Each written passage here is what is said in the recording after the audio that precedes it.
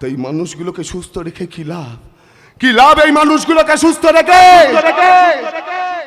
এই মানুষগুলোই তো মণিপুরে গিয়ে মেয়েদেরকে উলঙ্গ করে গুলি করে মারবে। এই মানুষগুলোই তো আজকে জল জমিয়ে রেখে ডেঙ্গুর মশা তৈরি করবে।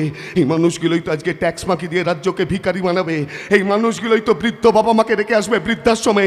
এই মানুষগুলোই তো সম্পত্তির জন্য ভাই হয়ে ভাইয়ের বুকে ছুরি বসাবে। তাহলে এদেরকে সুস্থ রেখে কি লাভ? কি লাভ? শালা ওই তো শালা শরীর থেকে কিডনি লিভারটাকে খুবলে নিয়ে না আমি বেচা দিয়েছি। এই সমস্ত কথা বলে না আজ আর তুই পার পাবি না রে খোকা। তোর শেষ পরিণতি ওই দেখ। দেখ এসপি সাহেব বুঝতে পেরে গেছেন, তাই কেমন চুপ করে গেছেন। দেখ প্লিজ প্লিজ অফিসার, আপনি চুপ করে দাঁড়িয়ে থাকবেন না, ওকে অ্যারেস্ট করুন। আরে প্রয়োজনে এটাকে ফাঁসিতে ঝোলান, আমরা প্রত্যেককে শাস্তি চাই। পারবি না আমার কিচ্ছু করতে পারবি আরে না। না রে